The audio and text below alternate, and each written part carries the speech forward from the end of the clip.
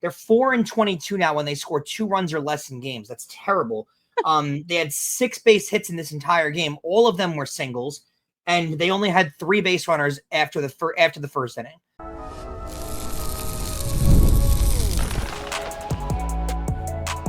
You are Locked On Yankees, your daily New York Yankees podcast. Part of the Locked On Podcast Network, your team every day.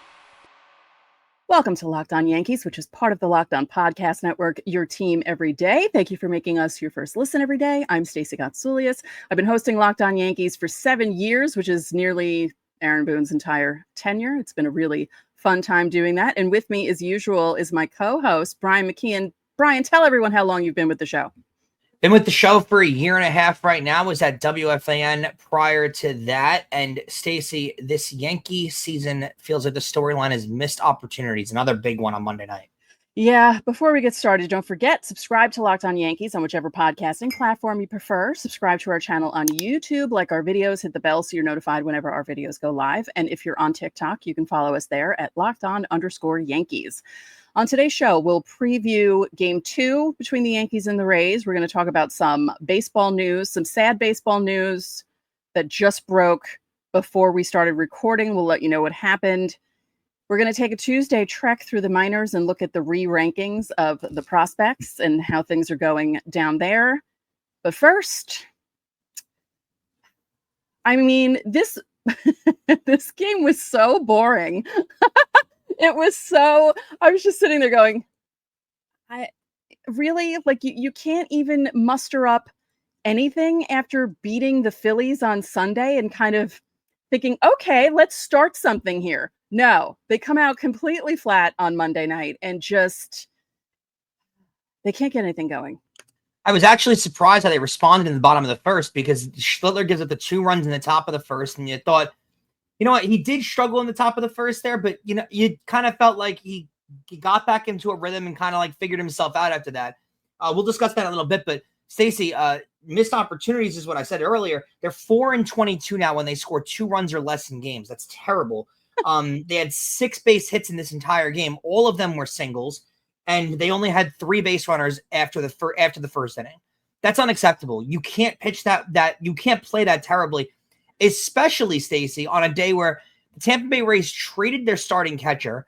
They're basically in the process of pulling the white flag out of their pocket at the moment on their season. You cannot lose games to this team. You have to be able to win games like this. Yeah. One of those singles, Ahmed Rosario, in a pinch hit appearance. Yeah. Another one of those singles, Ryan McMahon. Yeah. And those are all after the first inning too. So yeah. All of the previous roster contributed 0 to this game. Yeah, you know, the 2 runs that they got in the first inning on bases loaded walks. Yep. No, it's not impressive. I mean, they did not play well in this, and you thought Rasmussen could be taken out of that game a little earlier than possible, just because of the recent injuries that he's had and stuff. You let the Rays be a little more careful with him. Yeah, but they let him figure it out, and. Listen, the Yankees just, I mean, again, this is not a series you can afford to lose. You can't even really afford to tie it, to be honest, especially on a night where Toronto gets blown out by Baltimore. So you really thought, all right, this is an opportunity here when you look at that score, and then you look at the Yankees score, and you're like, oh, come on. This is a game you can't afford to lose, especially when actually, as we record this, we were waiting for the Boston Red Sox game to end. If you lift the curtain behind us, they took a 4-3 lead in the top of the 9th, and then there was a rain delay in the middle of the 9th innings. And God knows how long that rain delay is going to last. But as it stands, the Red Sox have a 1-run lead before Chapman comes in the 9th inning. So we'll see what winds up happening there. If the Red Sox win that game, they're tied with the Yankees in the standings. So it's come a long way. The Red Sox are playing good baseball. The Yankees are playing poor baseball. And in the midst of Toronto playing so well, you finally get them to lose a game that they shouldn't, and you don't win. Can't happen. Yeah, that's 2 losses in a row for them now. And their pitchers got beaten up in both those losses.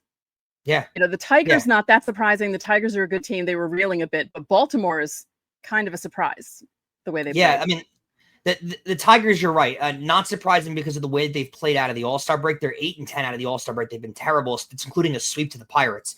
So no one really knows what's going on there in Detroit. Detroit should kind of give you a signal, by the way, to Yankee fans out there, to kind of sizzle things down a little bit. Teams do struggle. That is a thing. The Yankees are not going to go 162-0. I'm not saying the Yankees have played good over the last month. Don't get me wrong. But the Tigers, who look like the team that didn't lose early in the year, are now completely reeling. The Dodgers are completely reeling, and they have an unbeatable roster. It does happen. It's just one of those things where the Yankees have done it for an extended period of time. It's nearly 2 months now, but it's nearly 2 months. We're almost in August. It's ridiculous now, and it feels like these swoons just get longer and longer. Yeah, I can see your blood pressure rising a little bit. Let me contribute to that. Boone's comment after the game on Volpe's error, another error for him going to his left side, something that was supposed to be helped, by the way, by Ryan McMahon joining this team, his left side defense.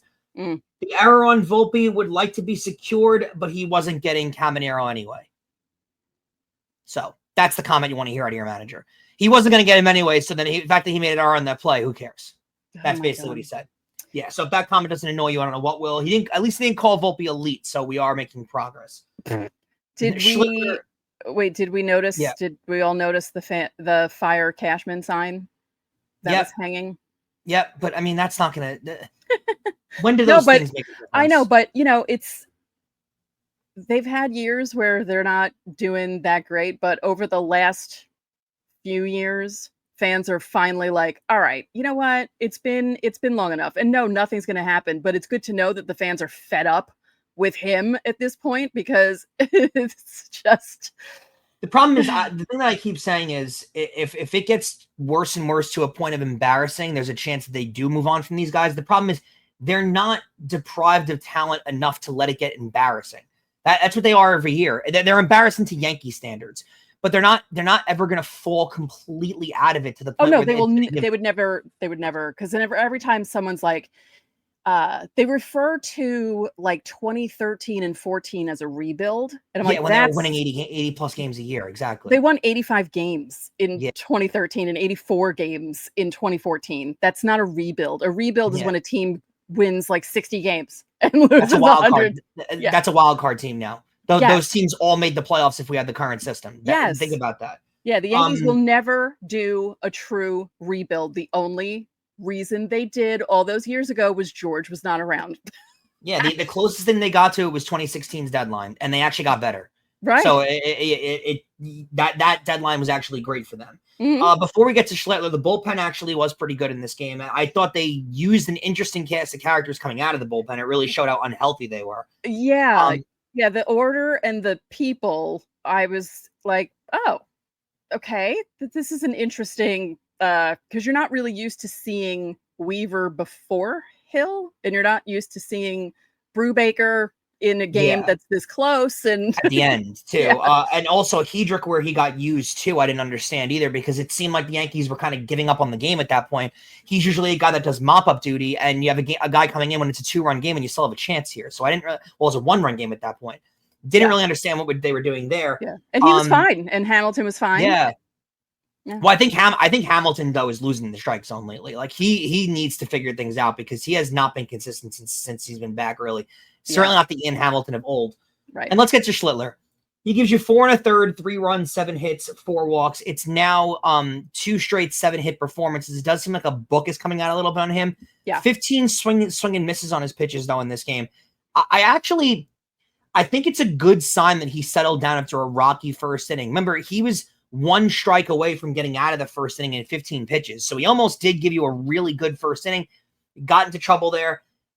I think it's a good sign when a young pitcher gives up runs early and is able to recover and doesn't let the game get away from him. Yes. So I'll take that from Schlittler. I will say I think a book is starting to get written on him in the major leagues on what is hittable in him and how to attack him. Yeah. Yeah. The 4-1, you don't want to see only 4 1/3 innings out of your starter when you're playing a 4-game series, when you've just finished a 3-game series. You're going to head right down to, are they going to Miami after this? Is that what they are? Right. So, I mean, they're just going straight through, and you can't have the bullpen coming in that early in a game, because these matchups, for the most part in this series, are not the ones that you really want to see. You know, Fried's in this series, but other than that, you're kind of like, oh, you guys have to figure something out. Yeah, they're and they got to be careful when they manage this bullpen earlier. You can see based on the cast of characters they use, like we just said, They really play through, Stacey. They don't have an off day coming up for a while. They're gonna play through. Their next off day is next Thursday. Yeah. They go to Miami, then they go to Texas Monday, Tuesday, Wednesday. So Thursday is their first off day in almost 2 weeks. You got to be careful with stuff like that. Especially the bullpen could, and I'll say this too, Tim Hill is getting abused. He's now throwing the most innings of any AL reliever, and he's using him every night. Yeah, I think, what did they say on the broadcast? It's been 52. Was it 52 games that he's been in?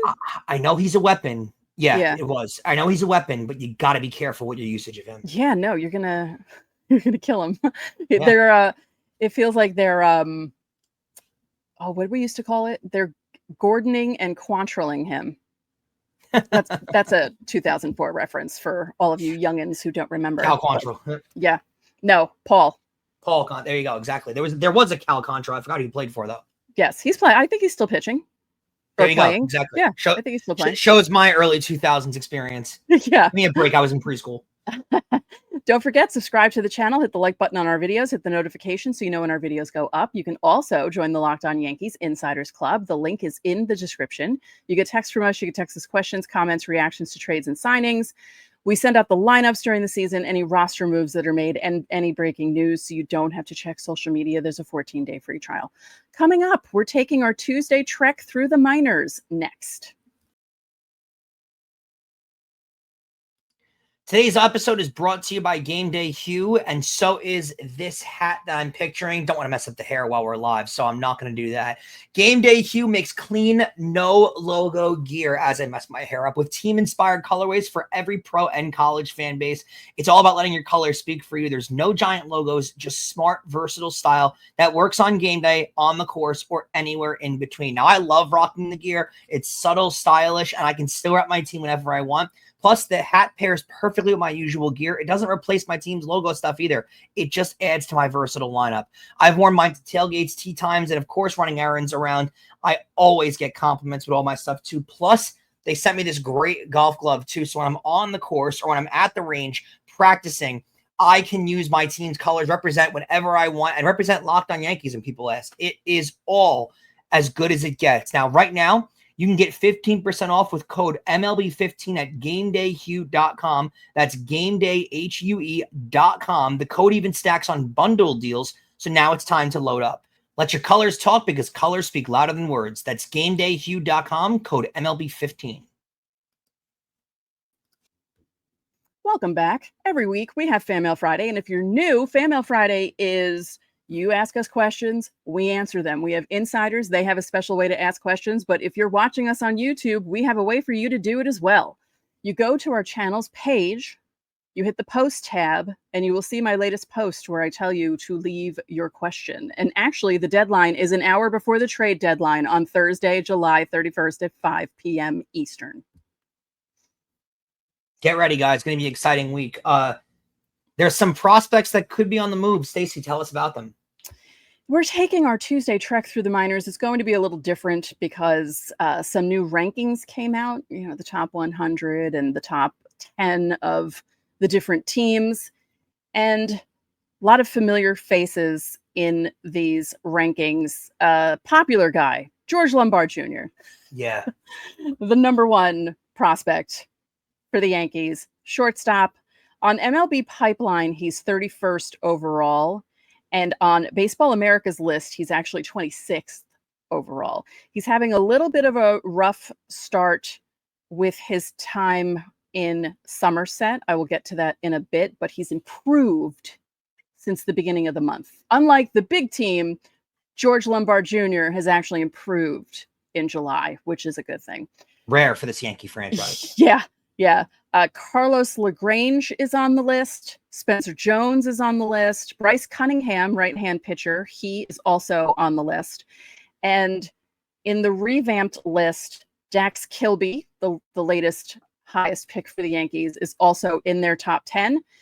And Eglin Perez is in the top 10 as well. Because when now that I know more about the minors and I know about where these guys are and I see certain names, I think to myself, I know that guy. So even if the Yankees do end up trading these guys, if they do make it to the majors and become players, you will all know these guys because we told you all about them. Carlos LaGrange also, people are obsessed with his curveball. They think that he's got absolutely filthy stuff. So he's currently number 96 overall in baseball, but they're thinking that he could jump the rankings really quickly. Yes.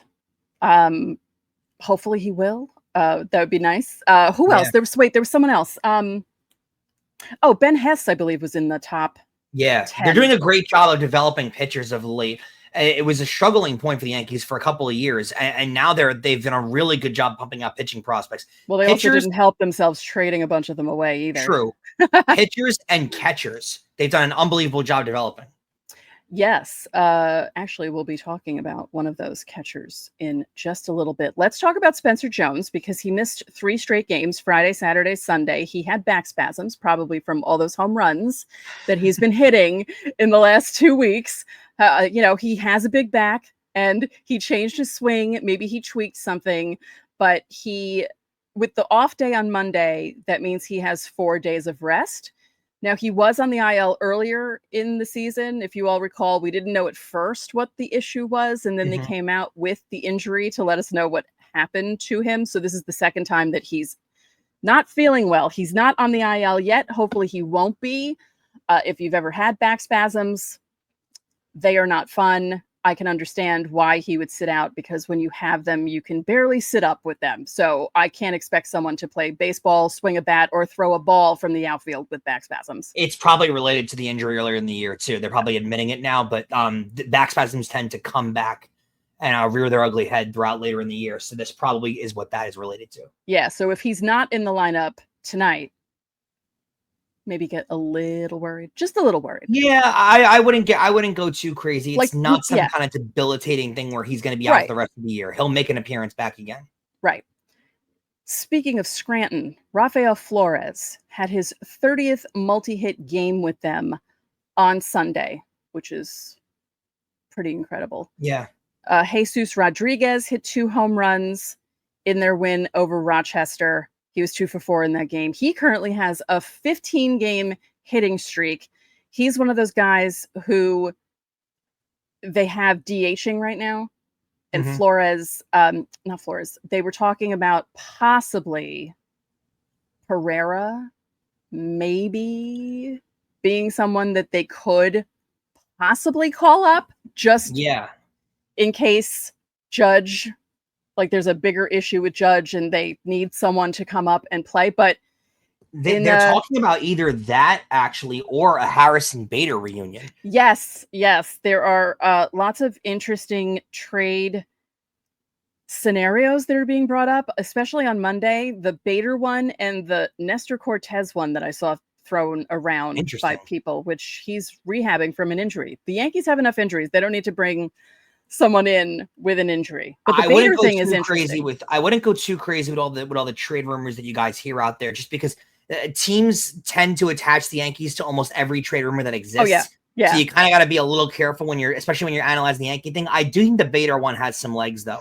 I think so too. But if it does happen, it will tell you that they think the Judge injury is going to be keeping him DHing for the rest of the year. If they go get an outfielder, that means they think Judge is DHing the rest of the year.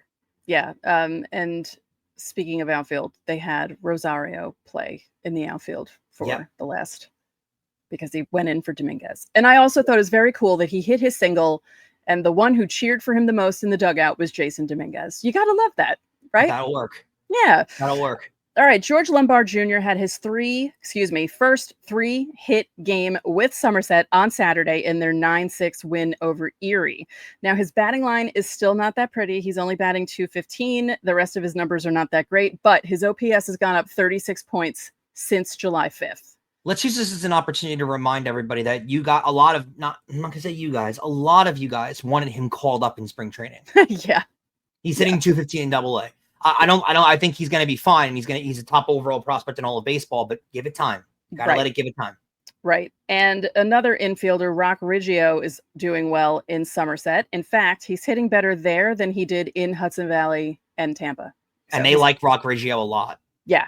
He's having a better time with Somerset. So that's really it for our Tuesday trek through the minors. Next week, we'll look at more teams and see how they're doing. Hopefully Spencer Jones will be playing again by next Tuesday. If We'll he's playing in the Yankee organization. Oh, yeah, that's true too, because trade deadline is July 31st, 6 p.m. So coming up quick.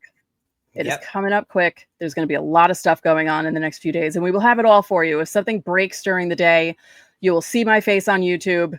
I will tell you what's going on. All right, well, coming up, we're going to preview Game 2 between the Yankees and the Rays, which has now become basically a must-win for the Yankees. Plus, what the heck happened between the Phillies and Rob Manfred, and why is Mark DeRosa involved? We'll discuss it all next.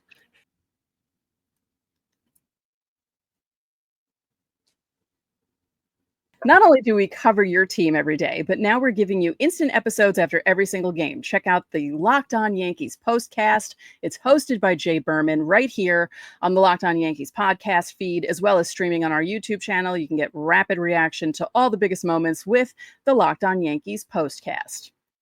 So, Stacey, Game 2 of this series, which you said kind of a must-win in some cases. Max Fried go for the Yankees, 11-4 with a 2.62. That's who you want pitching if you're going to have a must-win. So, he'll go up against Joe Boyle for the Tampa Bay Rays. He'll be an opener for them. Again, Rays have kind of started to pull out the white flag. They're really throwing their season at this point. They traded their starting catcher away to the Brewers, and they got a prospect back in that deal, actually, who I'm almost now guaranteed sure will become an absolute superstar, because the Rays acquired him. So we'll see what happens there. Let's get into the news around the league, because really big stuff going on. A lot of big storylines. Did you see this? Bryce Harper apparently got into a screaming match at Rob Manfred. Rob Manfred went into the Phillies clubhouse to discuss the impending lockout that's going to happen. Could happen after this season. Could happen before the 2027 season starts. The current MLB bargaining agreement ends December 6th. Of 2026, and it's not looking good. The owners want a salary cap. A lot of the players want a salary cap, except for the players who are making a lot of money on big time contracts. Right. I want to preface this before getting your opinion on it, Stacey. I'm a really big Bryce Harper fan. Love the guy. Wish he was a Yankee. I could not find a case where I actually agreed with him in this argument. I think he's so out of touch with the actual league. Bryce Harper signed a $330 million deal with the Philadelphia Phillies. He loves no salary cap, because no salary cap allows Juan Soto to sign for $750 million. However, a salary cap allows the middle tier players who are making nothing and getting taken advantage of to make good money. It also forces teams that decide to spend $14 on their roster per season to actually spend money and try in baseball. It's a different kind of thing. And I'll say this to Bryce Harper, to any player who's making a lot of money who thinks that this is going to lower their salary. The NBA is more successful than you currently. The NFL is more successful than you currently. The NHL is teetering on being more successful than you currently. All three of those sports have salary caps. All three of those sports are flourishing in cash, and all three of those sports have players who are making more money than baseball players. It can be done in the salary cap. Don't worry, Bryce. I don't think that was the only reason he was mad, because it wasn't like he just suddenly started screaming at him. Like, there was a whole conversation. And the thing that Nick Castellanos said, that it's basically like Rob Manfred is already threatening them with the lockout this far in advance. And that's obnoxious. That's obnoxious. Also, I think it's obnoxious that the owners who want the salary cap are the owners who make a lot of money. Like Hal Steinbrenner kind of is like, oh yeah, maybe we should have it. What? I think there should be a salary floor. I think that if you don't spend enough money and your team doesn't do well, you should get relegated. We should make this like soccer, because that would really punish people. Well, apparently Rob Manfred, after the last lockout ended, or not lockout, but after they found the labor agreement, Rob Manfred decided that he wanted to be closer with all the players and develop a more of a relationship with all the players. Well, he decided the next couple of years to not go into the clubhouses, and this year he's now all of a sudden trying to do that. Right. A little bit of late timing there, Rob. Yeah. He's been going into clubhouses around all of the league. Now, I will say, Harper was quiet throughout this conversation. Manfred was speaking for about a half hour in the clubhouse. Then when he brought up a salary cap, then Harper lost his mind. And apparently got like face to face with Manfred. Like it was apparently very uncalled for the way that happened. I mean, Rob Manfred is still a 60-something-year-old man, Bryce. I mean, I love Bryce Harper, but you don't got to get in his face and scream at him. Like you're not, it's kind of like a fake tough guy kind of move there. You don't got to get in a 60-year-old man's face. Also, though, apparently Manfred did yell back at Harper and go back at him. So, and then apparently today, Manfred tried calling Harper a bunch of times and Harper blocked the phone call. So things aren't in a great space right now, I would say. But I do think it is funny, Stacey, because a lot of the players in the players union that are making middle tier contracts, they desperately want a salary cap because it allows them to make money they deserve. And the higher paid players are the ones who don't want it. But what do you say to Steph Curry, who's making $60 million a year? They have a salary cap and it's working out for them. Yeah, this is what Castellano said. I thought this was interesting. He said, Rob seems to be in a pretty desperate place on how important it is to get the salary cap because he's floating the word lockout 2 years in advance of our collective bargaining agreement expiration. That's nothing to throw around. That's the same thing as me saying in a marriage, I think divorce is a possibility. It's probably going to happen. You don't just say those things. Yeah, but I think this is obvious that they're going to lock out. They're saying right now that the relationship between the players union and the owners is worse than 94. And that's a pretty bad spot to be in because they lost a World Series. They lost a season doing that. There's no champion for that year. So you wind up losing a lot of money. And the one thing baseball doesn't have that football does have in their TV rights contracts, which is a place where Rob Manfred really dropped the ball that you don't really hear about publicly. Stacey, the NFL has in their TV contracts that if they lock out, those networks that carry the NFL still owe them all of that money. And you see how big those NFL contracts are per year, north of hundreds of millions of dollars that Fox and NBC and Amazon are paying for those football packages. Stacey, that money is still owed to the league, even if they don't play football. If a snap is not taken, those networks still owe the NFL that money. So they're taking a big gamble. Major League Baseball, that money is not paid out if the games aren't played. Think about how bad of a bargaining agreement that was made TV-wise for baseball. So Rob Manfred kind of pigeonholed himself with giving the networks that deal a little bit, and it's going to come back to bite him. I think he's really seeing the amount of money they're going to lose in a sport that's kind of on a downward spiral over the last couple of years. Could work on a lot of bad cases if they lose a season. Yeah. Quickly, this was kind of big news. Emmanuel Clase placed on indefinite leave because he's being investigated for gambling on baseball. Yeah, there's a lot of cases where apparently gambling spikes happened on first pitches of innings for him, that he would throw a ball and they noticed that there's like $3 million placed on first pitch of the inning to be a ball and there's no money placed in the rest of the inning. It's a little weird. I don't know why baseball players are doing this, though. I don't they're either. Making plenty of money. I don't get it. The MLB Speedway Classic, have you heard of this? They're playing a game this weekend, the Bristol Motor Speedway. It's expected to shatter the MLB attendance record. Stacey, the MLB attendance record right now, 84,587 at Cleveland Stadium. That was September 12th, 1954. Yankees versus the then Indians. There's already been over 85,000 tickets sold for this. We have a picture of this. I mean, God, that looks cool. That does look very cool. So awesome. You're going to have north of 90,000 people at that game. That should be a lot of fun. If you haven't seen the picture and you're not watching us, Google Bristol Motor Speedway baseball, and you'll see the image pop up on Google. It's pretty amazing. One final note. Before we started recording, the Cubs put out a statement saying that Ryne Sandberg, Hall of Famer and Cubs legend, passed away on Monday at the age of 65 after a long battle with cancer. We knew that he was sick and we knew that it was getting worse, but this is just a big bummer. 1984 NL MVP, a really, really skilled player, and it's really sad to see this happen. Prayers up for the city of Chicago and for the Cubs organization. He is beloved there, to say the least. Yes. I wanted to mention two other things. The Yankees traded Carlos Carrasco earlier. It was kind of like a lower-end deal. It was for a player to be named later to the Atlanta Braves. Also, the Royals extended Seth Lugo 2 years, $46 million. That happened right before Chris Bubich was announced done for the year with a shoulder injury. So not a good string of luck for the Kansas City Royals. And the thing about Carrasco, Brian Snitker already announced that Carrasco will make the start for the Braves on Thursday against the Reds. By the way, Thursday, there's only 3 games.